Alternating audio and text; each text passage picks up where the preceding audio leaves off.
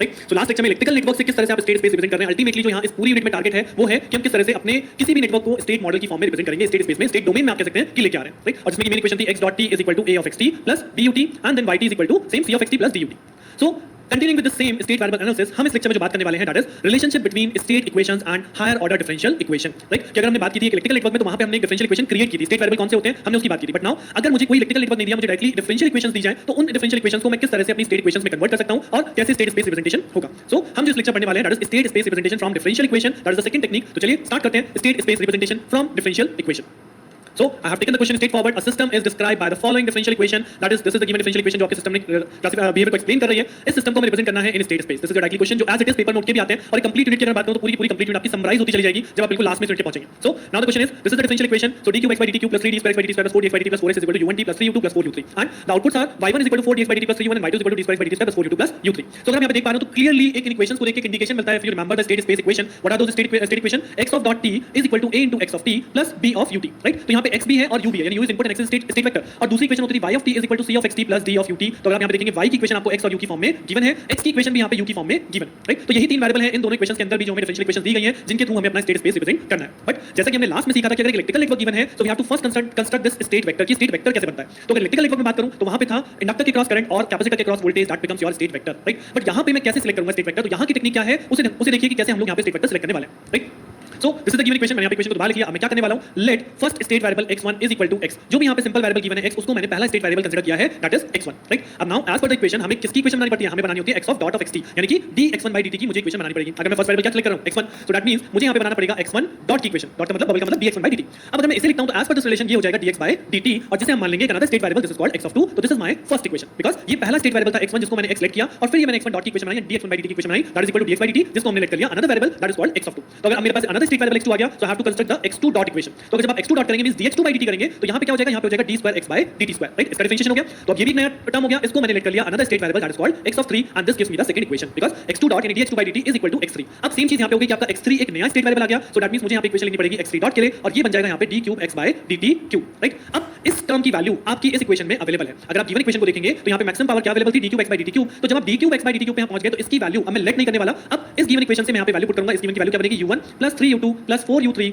Minus ये side इधर भेज दीजिए तो ये हो जाएगा 3d square x by dt square minus 4dx by dt and minus of 4x, right. So ये प्रोसेस मैंने कब तक किया, ये लेट करने का प्रोसेस मैंने कब तक किया, जब तक मैं अपनी इक्वेशन के हाईएस्ट पावर तक नहीं पहुंच गया। लाइक यहाँ पे d cube x by dt cube है। अगर फॉर एग्जांपल आपके क्वेश्चन में यहाँ पे मैं एक और वैल्यू दे दूं d4 x by dt4, right. तो उस केस में मैं x3 डॉट जो यहाँ पे d cube x by dt cube बना था इसे मुझे एक अनदर वेरिएबल लेट करना पड़ता, दैट विल बी x4 और फिर मैं यहाँ पे एक नई इक्वेशन लिखता x4 डॉट यानी कि dx4 by dt जो कि मुझे यहाँ से वैल्यू कैलकुलेट करके हम तब यहाँ पे लिखते हैं जैसे हमने यहाँ लिखी है, right. So this is the way कोई भी डिफरेंशियल इक्वेशन आपको आएगा, कोई भी इस टाइप का क्वेश्चन आएगा, आपको इसी तरह से प्रोसीड करना है कि फर्स्ट जो वेरिएबल है simple variable, that is your first state variable, then उसका आपको डिफरेंशियल इक्वेशन लिखनी है तो सेकंड स्टेट वेरिएबल बन गया, सेकंड इक्वेशन को डिफरेंशियल वेरिएबल लिखा, थर्ड वेरिएबल बन गया, थर्ड वेरिएबल को डिफरेंशियल इक्वेशन लिखा तो फाइनल वेरिएबल था मेरा हाईएस्ट पावर तक पहुंच गया तो मैंने उसकी वैल्यू इक्वेशन से लिख दी।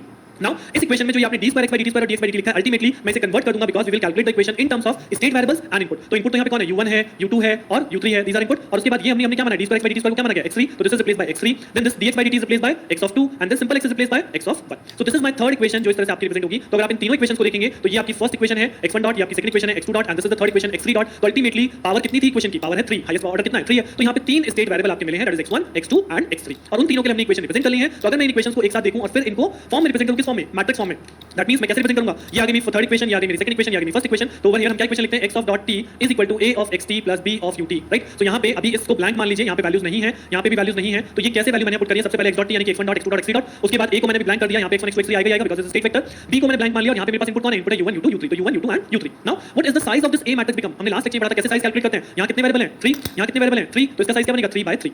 अब यहाँ अगर मुझे b का साइज डिटरमाइन करना है तो यहाँ कितने वेरिएबल हैं, स्टेट वेरिएबल्स वेक्टर कितने 3 और यहाँ पे इनपुट वेक्टर कितने 3, तो अगेन इसका भी साइज बनेगा 3/3। तो that's why there 3/3 size of a and b जो यहाँ पे रिप्रेजेंट किया जाता है। अब लाइन से a और b में वैल्यू पुट कर दीजिए तो जो वैल्यू पुट करेंगे from the first equation x1 dot, now x1 dot is equal to x2 है केवल, यानी ना तो इसमें x1 का कंपोनेंट है तो x1 का कंपोनेंट क्या हो गया 0, x2 का कंपोनेंट 1, x3 का कंपोनेंट 0, राइट। इसके बाद ना यहाँ u1 है, ना u2 है, ना u3 है, तो this is 0 0 0 u1 u2 u3। तो अगर मैं इसको मल्टीप्लाई करूं सिंपल, अगर मैं इस इक्वेशन को मल्टीप्लाई करूंगा तो I got the same first equation जो मुझे यहाँ पे रिप्रेजेंट हो रही है। तो हम केवल अपनी इक्वेशन को कन्वर्ट कर रहे हैं equation in the form of matrix form state space representation, right. Now similarly second equation देख लीजिए, now this is x2 dot is equal to only x3, तो ना यहाँ पे x1 का कंपोनेंट है ना यहाँ पे x2 का कंपोनेंट है, we have only x3 component, this is 1 और u1 u2 u3 कुछ नहीं है, तो ये तीनों भी आपके 0 हो गए। एंड द लास्ट इक्वेशन जो हमें कहती है x3 dot is equal to, इसमें x1 का कंपोनेंट कौन है -4, तो दिस इज -4, x2 का कंपोनेंट कौन है -4, x3 का कंपोनेंट कौन है -3, देन u1 का कोएफिशिएंट कितना है, दिस इज 1, u2 का कोएफिशिएंट कितना है, दिस इज 3 एंड u3 का कोएफिशिएंट कितना है, दिस इज 4। सो इस तरह से आपको अपनी डिफरेंशियल इक्वेशन को पहले स्टेट वेरिएबल इक्वेशंस में कन्वर्ट कीजिए, these are basically called state equation. ये जो इक्वेशन हमने लिखी है इसी को हम बोलते हैं स्टेट इक्वेशन, और उसी स्टेट इक्वेशंस को हम यहाँ पे स्टेट स्पेस में रिप्रेजेंट कर रहे हैं, like x dot t is equal to axt plus but, right. तो this is the same procedure, जब आप स्टेट इक्वेशन और भी देखेंगे ना तो यही सेम प्रोसेस हर क्वेश्चन में आपको करना है, तो ये प्रोसेस एक तरह से याद हो जाता है कि हां मुझे इसी प्रोसेस को गो थ्रू करना है, राइट। तो पहली इक्वेशन हमारी बन गई। अब इसी तरह से हमारे क्वेश्चन में और भी वैल्यूज गिवन थी, कौन सी, ये आउटपुट वाली equation.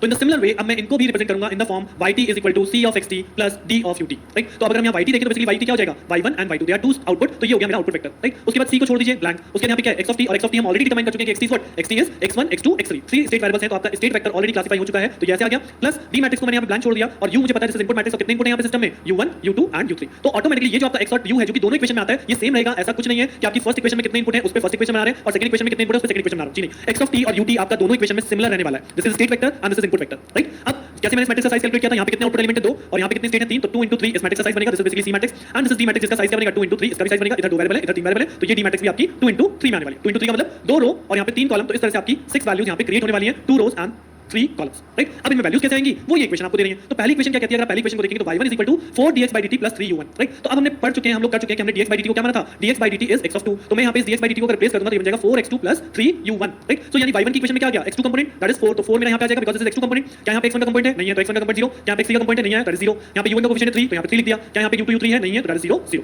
Right. In the similar way इस सेकंड इक्वेशन को कन्वर्ट कर लीजिए, तो यहाँ से सेकंड इक्वेशन हो जाएगा y2 = d2x/dt², इसे हमने यहाँ पे माना था x of 3, तो ये आपका हो जाएगा x of 3 + 4u2 + u3, that means अगर मैं इसे इस इक्वेशन में रिप्रेजेंट कर दूं तो यहाँ पे x3 कंपोनेंट है तो x1 0 हो गया, x2 0 हो गया, x3 1 हो गया, u2 और u3 है, u1 नहीं है, u2 का कंपोनेंट 4 है और u3 का कंपोनेंट 1 है, राइट। तो दिस इज द वे कि हम अपनी डिफरेंशियल इक्वेशन को स्टेट स्पेस पे कैसे रिप्रेजेंट कर रहे हैं, राइट। तो ये प्रोसेस आपका बिल्कुल सेम टू सेम इसी तरह से कंटिन्यूएशन में चलना है। कोई भी डिफरेंशियल इक्वेशन आती है तो प्रोसेस इज द सेम, पहले उसमें स्टेट वेरिएबल कीजिए, हाईएस्ट पावर तक लेके जाइए, देन उसे स्टेट स्पेस में रिप्रेजेंट कर दीजिए। और ऐसा भी हो सकता है कि ये आउटपुट इक्वेशन जो मैंने आपको यहाँ पे शो करी, ये आउटपुट इक्वेशन आपके क्वेश्चन में गिवन ना हो, वो केवल आपसे फर्स्ट इक्वेशन को ही रिप्रेजेंट करा सकता है, जो नहीं है ये पोर्शन आपके क्वेश्चन में अटैच्ड हो। तो अगर ये पोर्शन नहीं है तो ये सेकंड वाली इक्वेशन जो हमने बनाई y1 y2 वाली ये नहीं बनेगी, है तो बनानी है, राइट। सो आई थिंक इस क्वेश्चन को करने के बाद अभी आप बहुत अच्छे से समझ पाएंगे कि state space representation form differential equation किस तरह से हम लोग कर रहे हैं, राइट। इसी पे बेस्ड एक अनदर क्वेश्चन करेंगे और हमारा उसमें एक अनदर टॉपिक भी कवर हो जाएगा जो कि हम नेक्स्ट लेक्चर में करेंगे, that is state space representation from transfer function, कि अगर मुझे ट्रांसफर फंक्शन गिवन है तो मैं स्टेट स्पेस में कैसे उसे रिप्रेजेंट